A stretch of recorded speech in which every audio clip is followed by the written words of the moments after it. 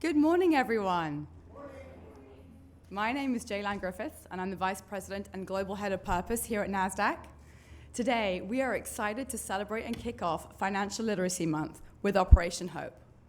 It is truly my great pleasure to welcome Operation Hope's founder, chairman, and CEO, John Hope Bryant, to Nasdaq. I'd also like to extend a warm welcome to members of the leadership team, Financial Literacy for All partners, and all distinguished guests. We're absolutely thrilled that you could join us all, both virtually and right here in Times Square, as we get set to ring today's opening bell. Operation Hope is a non-profit, for-purpose organization focused on financial dignity and inclusion. Since 1992, you have been moving America from civil rights to silver rights, with the mission of making free enterprise and capitalism work for the underserved.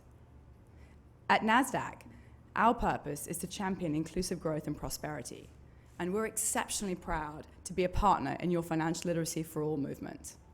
A 10-year commitment to reach millions of youth and working adults, providing them with the necessary tools and life experience to become confident in making financial decisions and unlock greater well-being for themselves, their families, and their communities in general. Today, we celebrate all Operation Hope's hard work to disrupt poverty and empower inclusion for low and moderate income youth and adults. Nasdaq is honored to share today's bell with each of you. And now, please join me in welcoming your founder, chairman, and CEO, John Hope Bryant, to the podium for further remarks.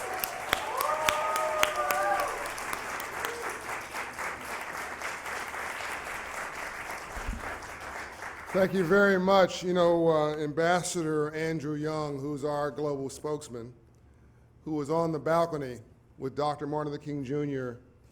April 4th, 1968, when he was assassinated. Dr. King said, "We're here to redeem the soul of America from the triple evils of war, racism, and poverty." And he had stamped out racism.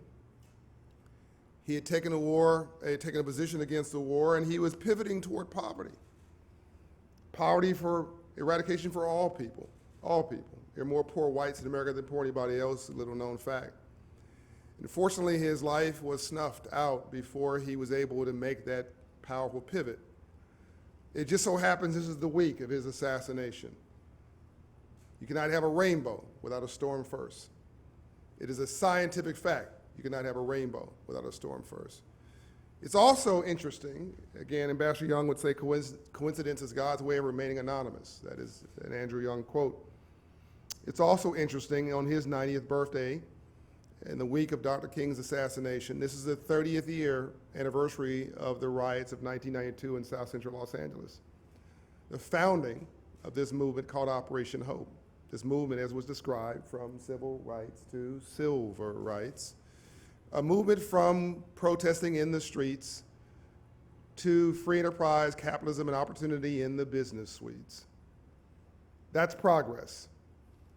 And as I think back 30 years ago, when I was 26 years old, with that banker's bus tour in South Central LA, and we go from there to getting financial literacy adopted as the federal policy by then President George W. Bush, a Republican, and then getting President Obama, a Democrat, to also opine and embrace it.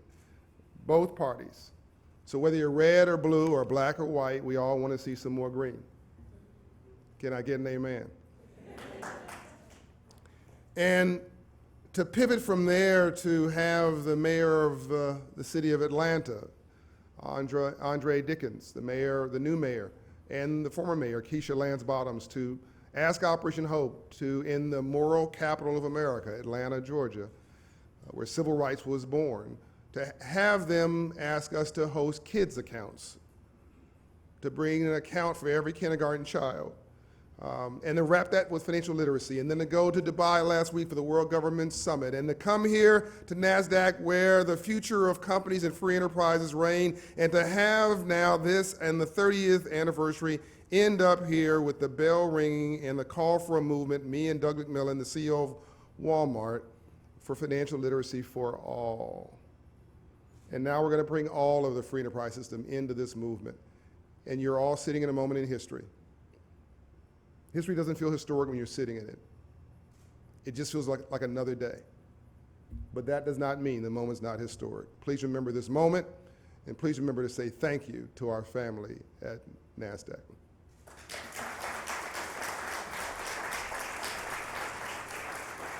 John, in honor of today's opening bell, I'm pleased to present you with Nasdaq's opening bell crystal. Oh, this is beautiful, and I'm so honored. Adina, thank you. I know you're here in spirit, the entire Nasdaq family and the Squawk Box family this morning, and all who've traveled here from around the country and some people around the world. Thank you for making this real for so many people. Thank you. God bless you.